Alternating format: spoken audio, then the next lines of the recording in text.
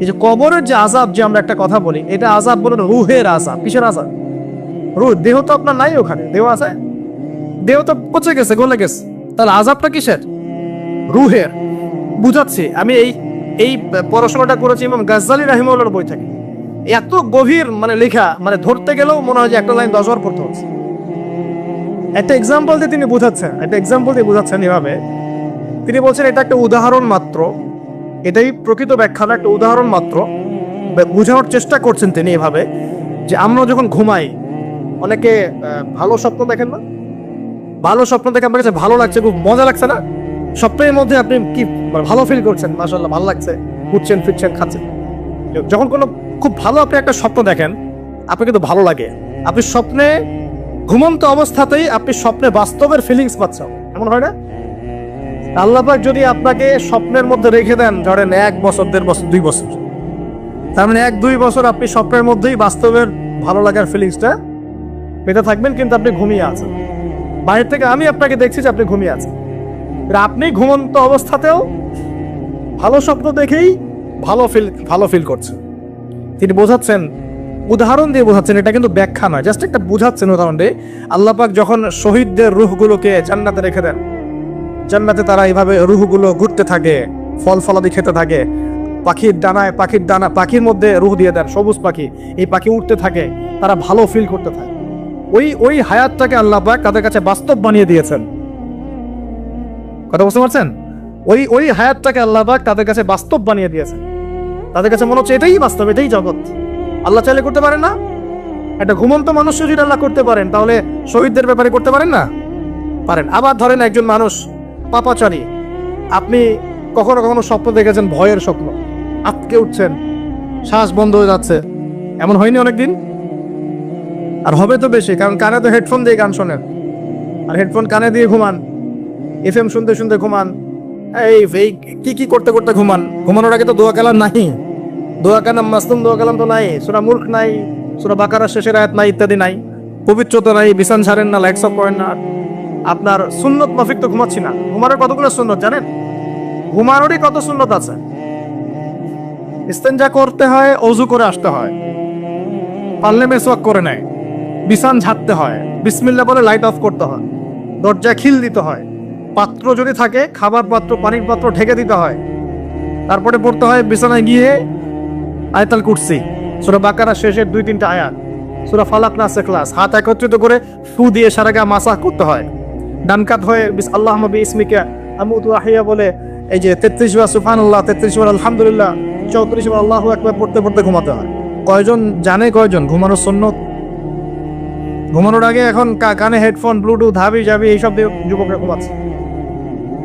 প্রতিটা কাজ নবীর সুন্নত মতো করার চেষ্টা করবো, আল্লাহ পাক তৌফিক দান করেন।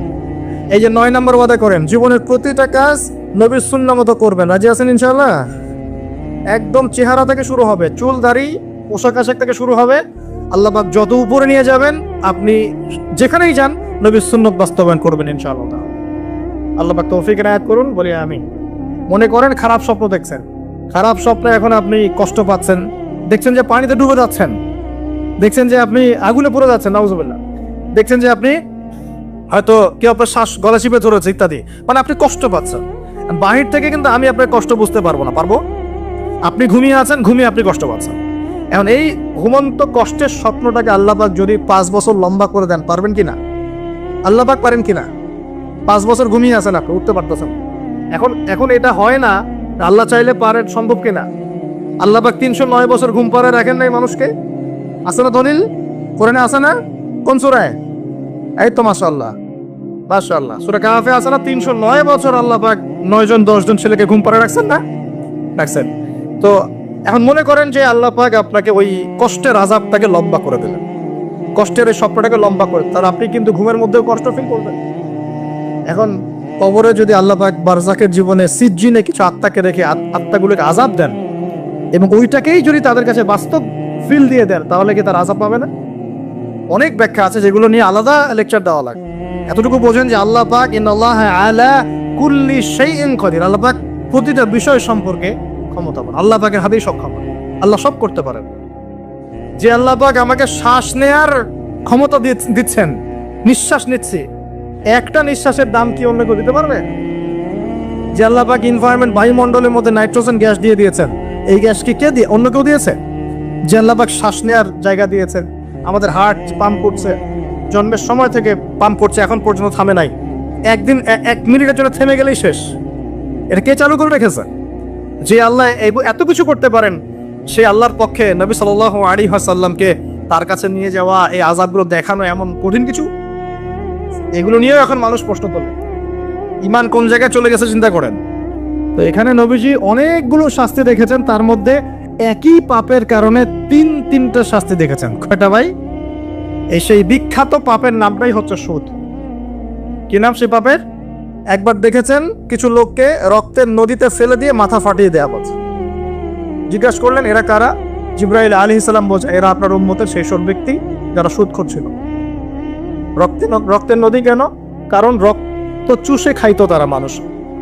মাথা কেন ফাটাই দেওয়া হচ্ছে?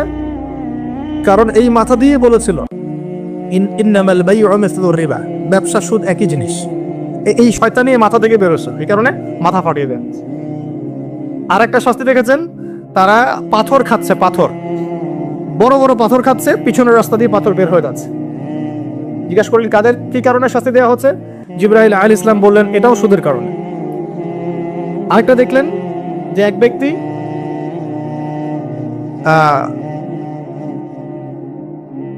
রক্তের নদী বলেছে, হ্যাঁ রক্তের নদীতে সাঁতার, এটা একটা বলেছে, একটা হচ্ছে পাথর খাওয়া। আরো একটা শাস্তি দেখেছেন নবী সাল্লাল্লাহু আলাইহি ওয়াসাল্লাম, এটাও সুদের কারণে। এই মুহূর্তে বলে গেছে তিনটে পাপ। হ্যাঁ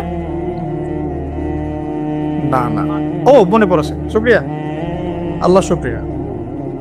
3 নম্বরটা দেখেছেন তিনি, যে কিছু মানুষ শুয়ে আছে আর এই পেটটা, এই বাড়ি, আমাদের বাড়ি যেমন উঁচু, বাড়ির মতো উঁচু হয়ে আছে পেটটা, আর পেটের ভিতরে অজগরের মতো বড় বড় সাপ কিলবিল কিলবিল করছে। এই 3টা শাস্তি তিনি দেখেছেন। দেখে জিবরাইল আলাইহিস সালামকে বলছেন এই 3টা শাস্তি কি কারণে? 3টার ক্ষেত্রেই জিবরাইল আলাইহিস সালাম বলেছেন সুদের কারণে, সুদের কারণে, সুদের কারণে। আল্লাহ পাক আমাদেরকে হেফাজত করুন। 10 নম্বর নিয়াত, আমরা সবাই হালাল খাওয়ার চেষ্টা করবো ইনশাআল্লাহ। আমরা হারামের দিকে যাবো না ইনশাআল্লাহ।